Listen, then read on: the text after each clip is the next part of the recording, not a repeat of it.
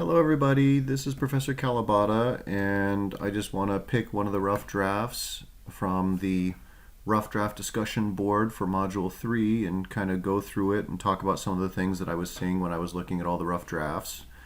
So let's check out Kevin Calderon. Okay, so pretty good rough draft. Let's talk about some things to improve on. Let me just look at the intro paragraph really quick. I'll read some of the stuff out loud and then stop and comment on it. So, I'm the first generation of my family to be born and raised in America. My father was born in Los Angeles, but right after he was born, was taken back to where my grandparents were born and raised in Ecuador. On my mom's side of the family, she was born in Mexico. Okay, let's keep going. Skip down a couple lines. My parents later then had me and soon divorced. My mother was never really too tied to her Mexican roots. The reason for this being was due to her childhood. Okay. My father, on the other hand. Okay, so one of the things I noticed about the intro paragraph is we're getting a lot of specific detail that's really interesting, but I feel like it should be in the body of the essay. So remember what an intro paragraph does. You want to start off very broad and general and work towards a specific point towards the latter half of the intro. So start talking about things in very general terms in the first couple of sentences and then gradually get more specific as you move towards the bottom of the introductory paragraph. So I feel like a lot of this stuff about family that we're getting in the first,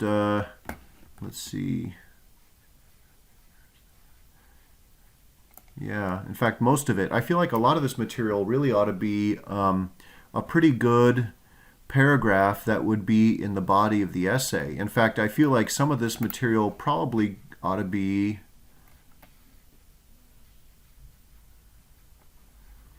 probably ought to be the second paragraph. The intro paragraph, in fact, let's figure out the material that you put in the body of the essay will determine what you put in the introductory paragraph. Okay, let me give you a couple of strategies. When do you make an introductory paragraph? That depends on your writing process. Sometimes people make an introductory paragraph in the very beginning and it gives them a clear main idea and a focus that that can guide them through the typing of the body of the essay.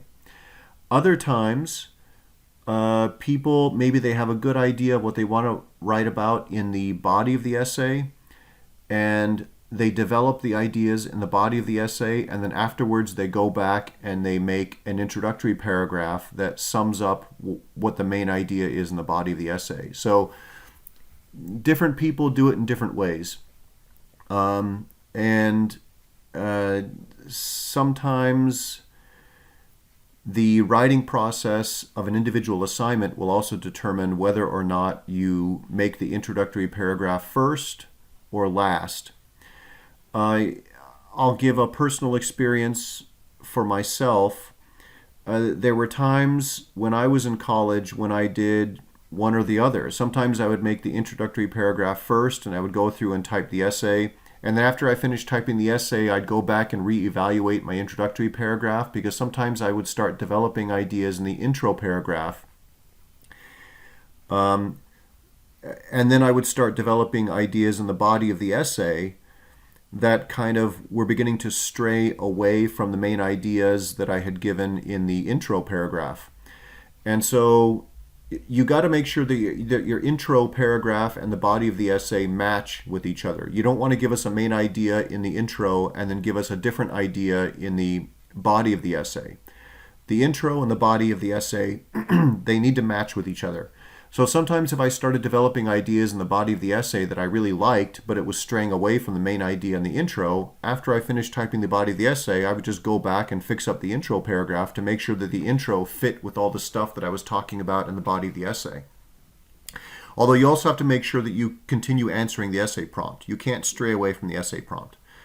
So other times, we're not doing in-class writing in this class, but you will have some writing assignments in college that will be timed, where you'll have to write them in class.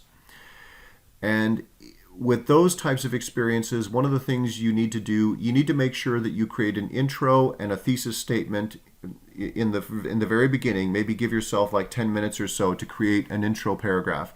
But sometimes if you can't get an intro and a thesis and you're stuck and it's timed and you only have like, an hour and a half, 2 hours to write the essay, my suggestion would be leave a big blank space at the top of a piece of paper and go down, start around like the middle of the page and start writing the body of the essay.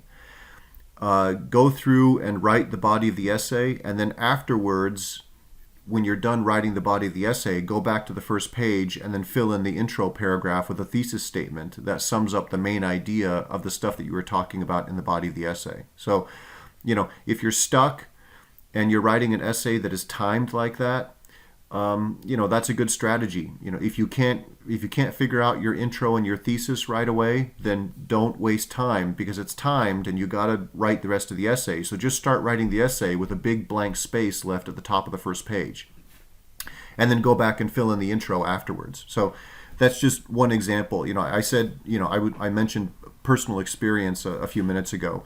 I did that a number of times when I was in college. So.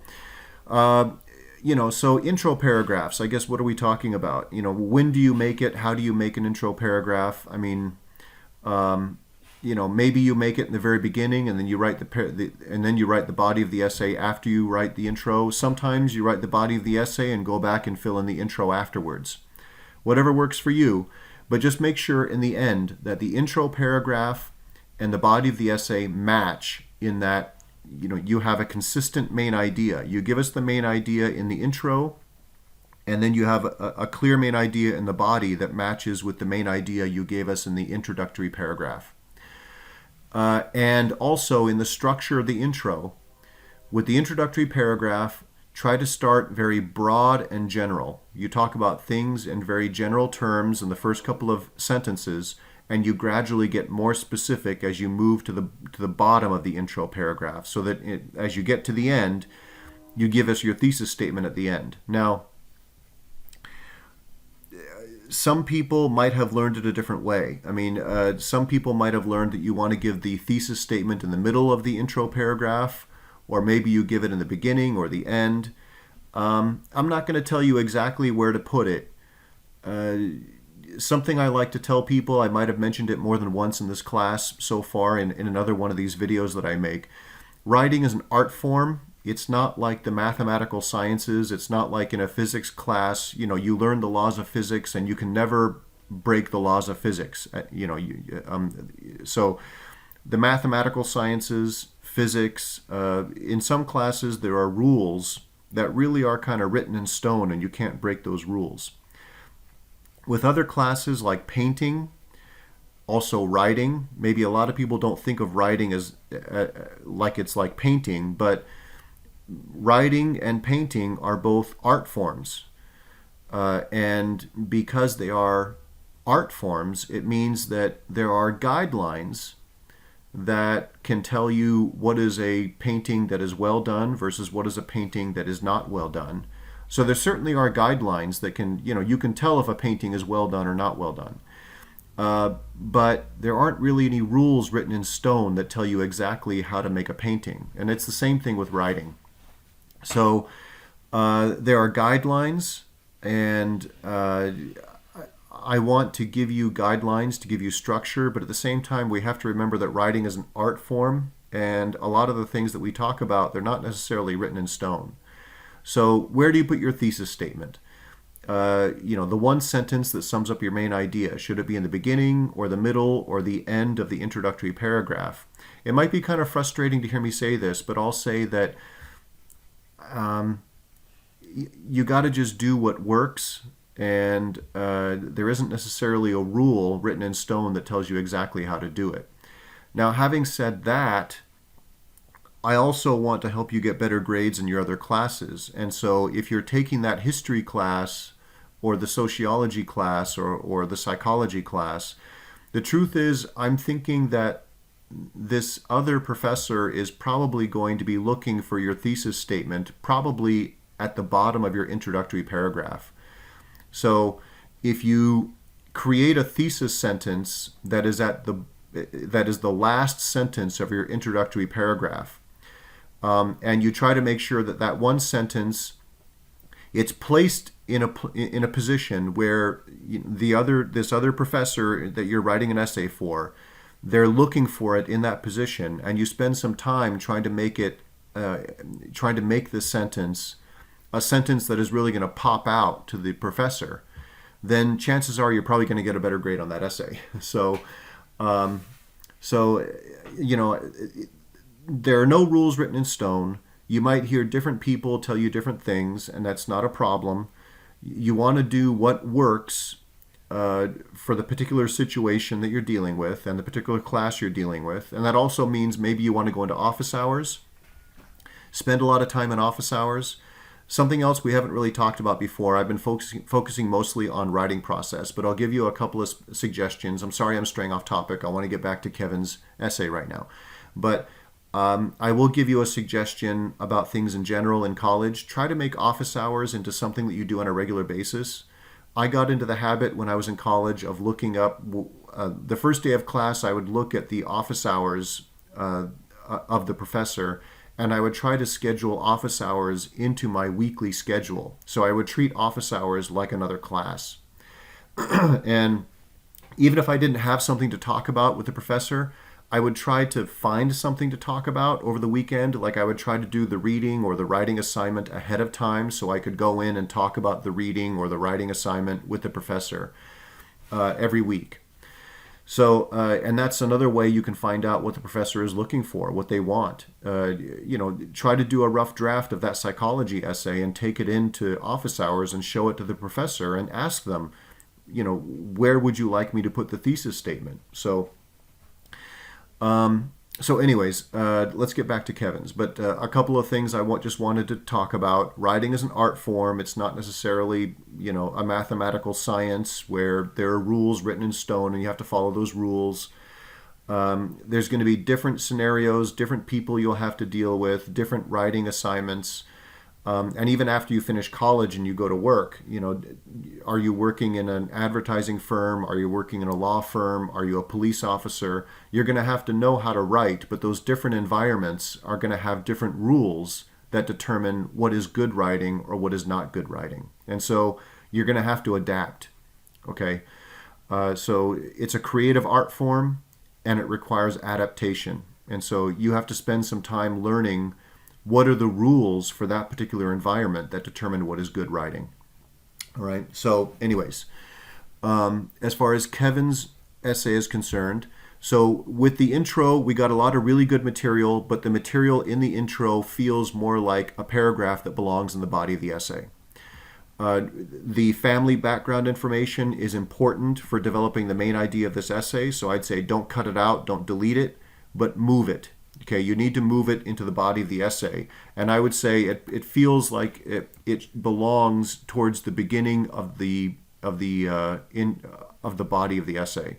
So it should be either in the second or the third paragraph where you give us your family background information. And then, so that begs the question, what should be in your introductory paragraph, Kevin?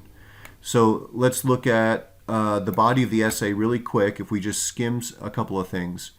Growing up, almost 100% of the time, people assumed I was Mexican. Okay, so being a Hispanic person, people in the United States jump to the conclusion that you must be Mexican.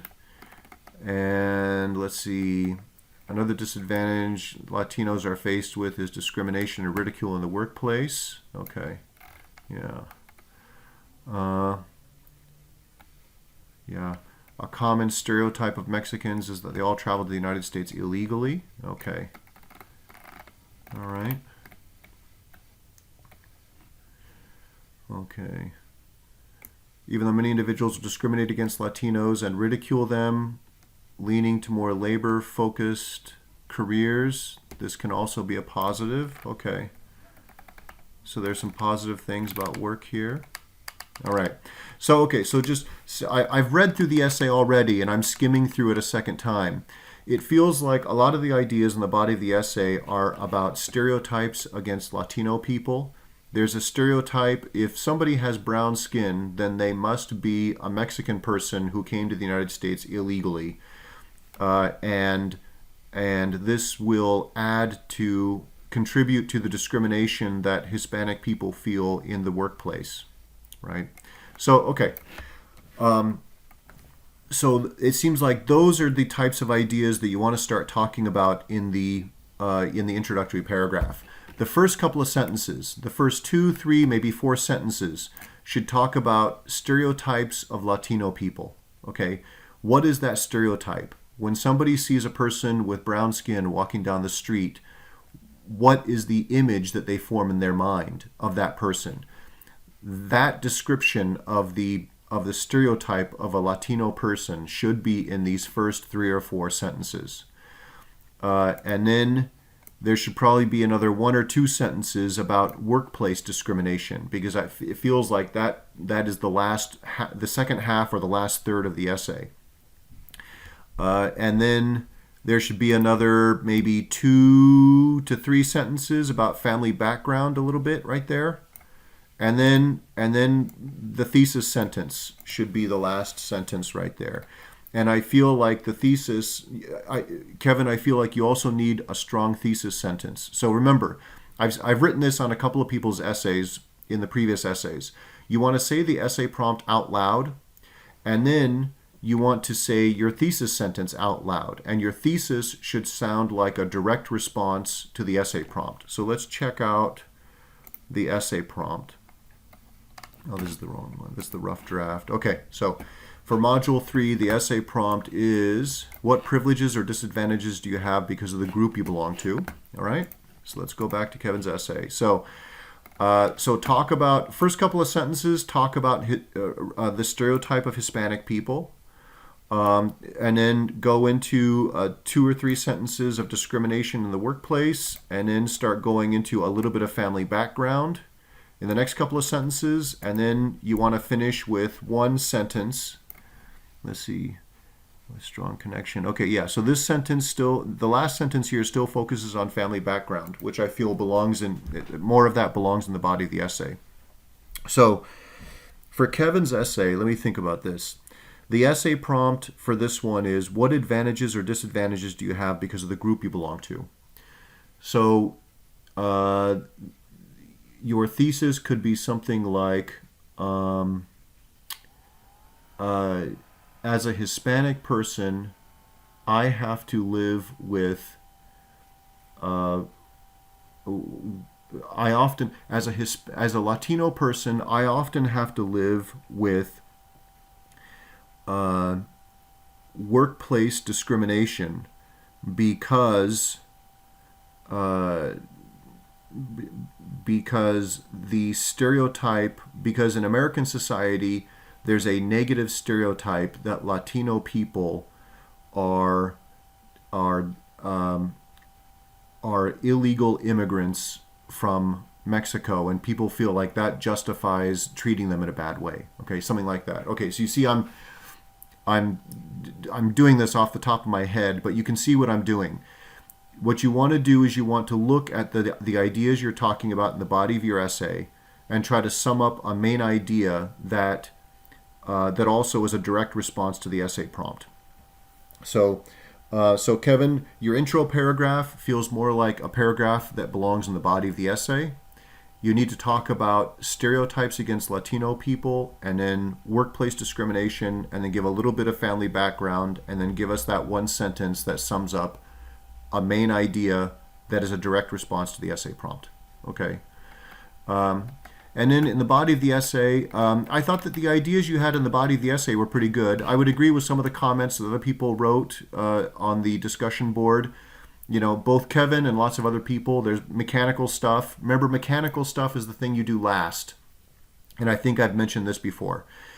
The ideas in the body of the essay and in the introductory paragraph and your conclusion, the ideas are like the frame of the house, okay, the foundation and the frame of the house. The mechanical sentence level stuff, that's like the paint and the drywall that you put on after you put up the frame of the house. So you don't want to put up the paint and the drywall and suddenly realize that you have to knock down a wall because you have to add another room to the house. So the paint and the drywall are the last thing that you deal with.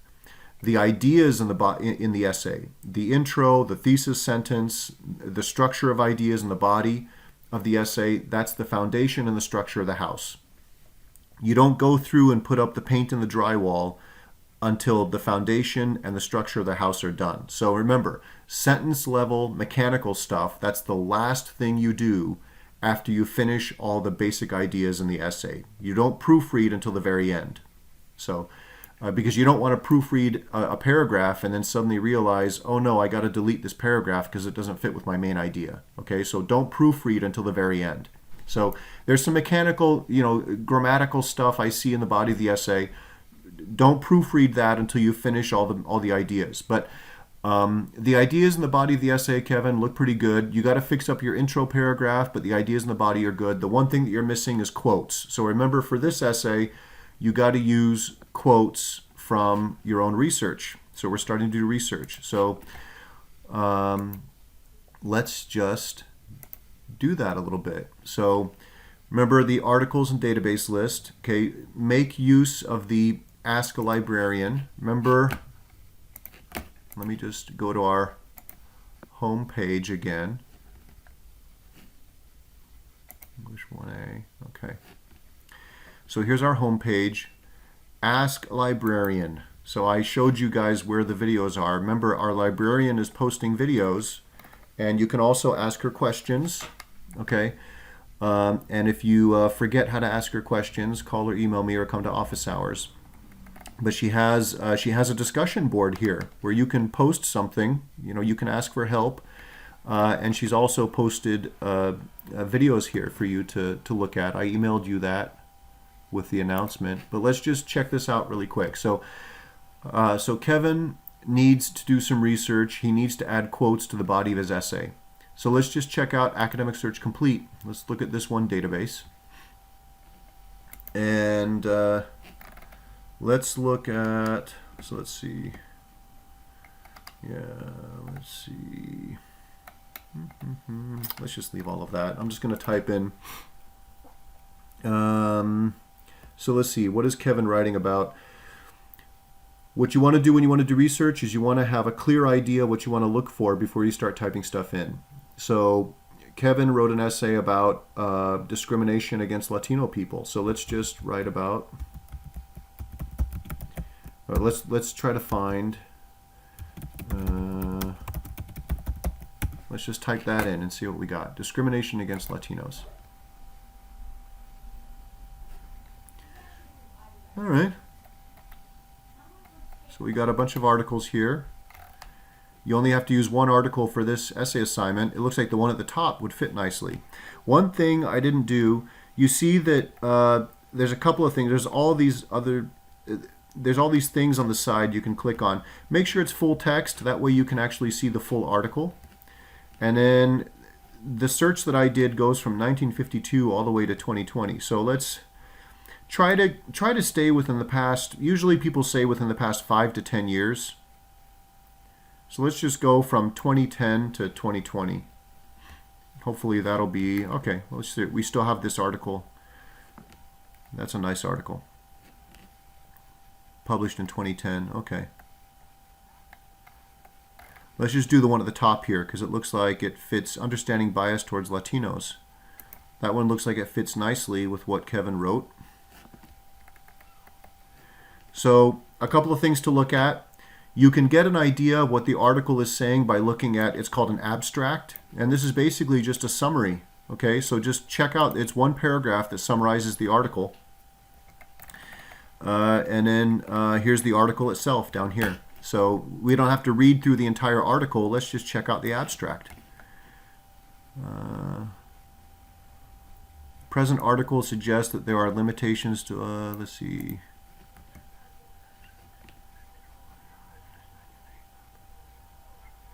Yeah, these studies consider general processes of prejudice and identity, how particular facets of bias against Latinos can shape their experiences.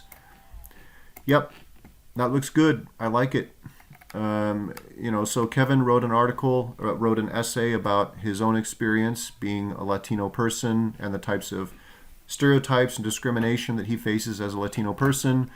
And this article looks like it's good. I would say you can use this one. Kevin, I'm not telling you to use this one specifically, but this one would fit nicely with what you're doing. So use a couple of, spend a couple hours reading through this, and you can use a couple of sentences from this one and connect it to your personal experiences in your essay.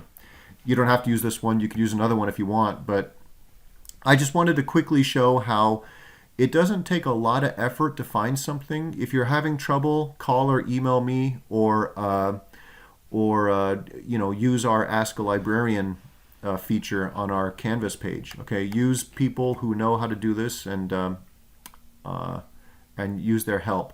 But I just wanted to show really quick how what you want to do is you want to have a clear idea of what you're looking for first, and then go to one of the databases and type in those words that you're looking for. And if that doesn't work, change the search word. I just changed Latino to Hispanic. Okay, here's another article. Yeah, there's a couple of other articles here that are nice. All right. So kind of two things to think about with research. And our librarian gave you some instructional videos to watch. I would say watch those. They're going to give you a lot more information than I'm giving you right here, right now. But just very quick, I would say two things with research. First of all, have a clear idea of what you're looking for before you sit down and start typing stuff in. You don't want to just be randomly typing in whatever and just not knowing what you're looking for. And the second thing to remember is that when you're typing stuff in, it's kind of a word game. Think about what you want to find, and then you're kind of just saying the same thing over and over again with different words, just typing in different words that say the same thing to see what you get. Because when you type in different words, you're going to find different lists of articles. So, and after you get the hang of it, it shouldn't take that long to find stuff. If you're taking a long time to find stuff, then ask for help, me or the librarian. All right? So let's finish up with Kevin. So, all right, Kevin, intro paragraph. Your intro right now feels more like a paragraph from the body of the essay. There's some pretty good information there. I'd say don't just delete it, but you need to reposition it. It belongs in the body of the essay. And then you need an introductory paragraph that focuses on stereotypes against Latino people, and then talks about discrimination, and then gives us a little bit about your family background, and then gives us the thesis statement. And then in the body of the essay, I looked up one article for you, but you don't have to use that one. You can look up something else if you want, but use at least one quote in each section of your essay. So it looks like you ought to have a couple of quotes in there that I think would connect easily to a lot of the personal experiences you're talking about. Okay, so fix up the intro paragraph, incorporate at least one quote in each section of your essay, and then the last thing you do is go through and proofread. All right? I hope that helps Kevin, and I hope it helps everybody else, because I tried to choose an essay that kind of illustrates some of the things I saw in a lot of the other essays. All right? And if you have any questions, call or email me, and I hope that helps you as you're revising your essay. But good work so far, everybody. I liked the rough drafts, and I know you'll do a good job on Essay 3.